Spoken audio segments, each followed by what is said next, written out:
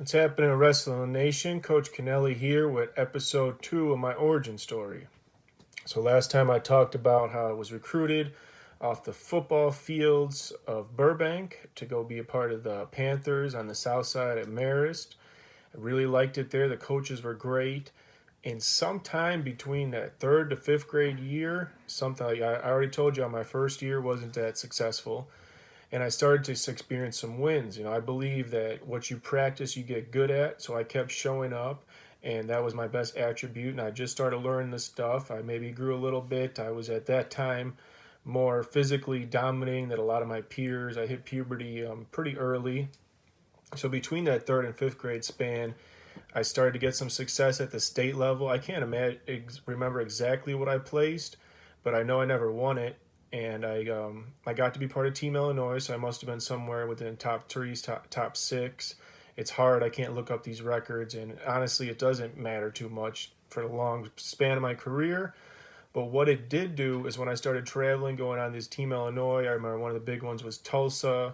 Reno, Nevada would have a world championships, they called it, where you get to see a couple kids from other countries. There wasn't any cadets, worlds or anything at that time, so I wasn't really even on the level of thinking about the Olympics much. Like I barely knew leaving my community and state. Like I didn't really comprehend when I was placing in state. Like I knew that there was these sweet jackets. They'd say IKWF, and that'd be the Illinois Kids Wrestling Federation. And if I made it down there, that was one of the things where my dad would get me a jacket. And I would wear that jacket all school year. I'd be telling all the kids I was one of the best wrestlers in the state. And I still have those jackets. I've given a few away to other kids, but they definitely mean a lot to me. And I remember that jacket was a big thing. And I've talked to other kids who grew up in Illinois, and if you got one of those jackets, like it was a big deal. So that's part of the reason why when I get you kids out to tournaments, if you do real successful, I might put that little carrot if they got like their little T-shirt at the side. I know another coach this year, shout out Coach Briggs, you made some custom shirts for everybody. I believe it was at sectionals.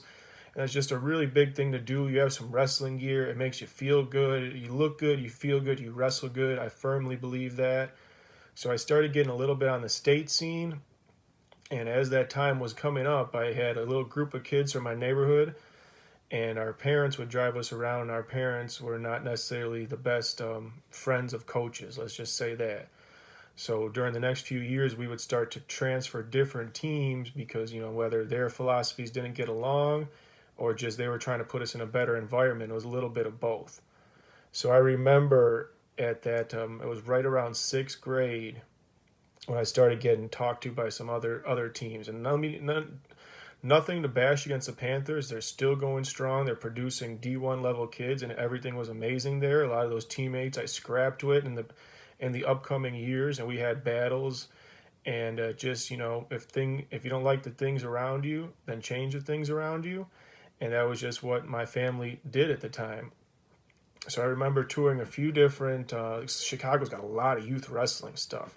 There was a school called Overtime School of Wrestling that was just coming on, but that was way up. Like I always thought of them as the rich kids because they were way up on the north side of Chicago. They had all the fanciest gear, and that was really one of the first. The first one was in New Jersey called the Edge, but that was one of the first wrestling schools of the country. I believe it was the second. So as I'm starting to get on the state scene, different coaches, different people interacting with my family, a few more doors opened up. One of the doors that opened up, which looking back now, would have been interesting if I took this path. I try not to live with regrets, but I always wonder what would have happened. It was a team called the Harvey Twisters. And if you know about the Harvey Twisters, they're one of the best youth programs in the world. They produce countless number of Olympians, state champions. I mean, some kids you might know right now, off the top of my head, Kamal Bay, the Ellis Coleman, Lil Shaw Coleman, Gabriel Townsend at Stanford. So just hammers. Back in the day, Joe Williams, TC Dantzler. I mean, they were producing just some of the best people around. And when I went in there, they don't let a lot of outsiders in. So it was just, I felt blessed to get in there and to experience it. It was in Harvey Park District, which, if you know about Illinois, is one of the lower economic parts of Illinois. There's a lot of crime there. There's a lot of poverty. But one thing they got is phenomenal wrestling. Those Twisters, they know what to do it. So I went in the room, and I believe there's two white guys in there. There was another one who was around my size. They called him White Chocolate. Later on, I met some albino people, so I'm not sure if he was albino. I think he was just, white like me, South Side, but we had some good battles over the next coming years too. But the drive was a little bit far, and I liked it a lot. But I remember some of the kids, like I had a little group I traveled with, and for whatever reason, we didn't go there. And there was another team though on the south side of Chicago that we really clicked with, and it was called the Vidum Cats.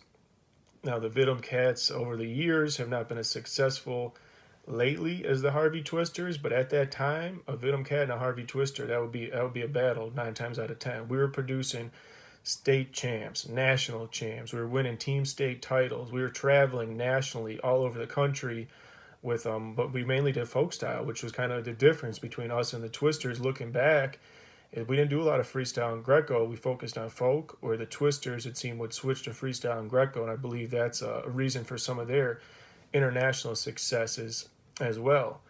And now I'm proud to see that Vidum Park, where I first got in my practice with, and I liked it. I'll get some more into Vidum Park in the next part of my origin story. But now they're the home to Beat the Street Chicago. So I see some workouts are going in there. I plan on supporting that as much as I can, and just hoping kids around that south side area of Vidum get something to go to. Because I know once it went there, that's when I started taking wrestling seriously. And I became, a wrestler, and it changed my life. And I started really booming to that next level of success, even, just being state qualifier, or maybe a placer, to being, one of the guys to beat in the weights and somebody that you'd have to look out for. So that was kind of part 2 of my origin story, the transition from Panthers to Vidum Cats. There was a few other teams. I think we might have visited Proviso, maybe like Southside Outlaws or some Mustangs they were called at the time, different feeder programs. But it just, looking back, Vidum was the spot for us. Vidum hit, and I'm a Vidum Cat for life. Shout out Coach Dennis, team Coach Toofer, Didi, and now all these people. A lot of their children are involved. I'm glad to see that a Vidum Cat is leading the Beat the Streets program, Coach Boyd, that's going on at the park now. So thank you for watching. That's part 2 of my origin story. In the next part, I'll tell you a little about my experiences in the Vidum Park Cats. As always, it's peace and much love to you.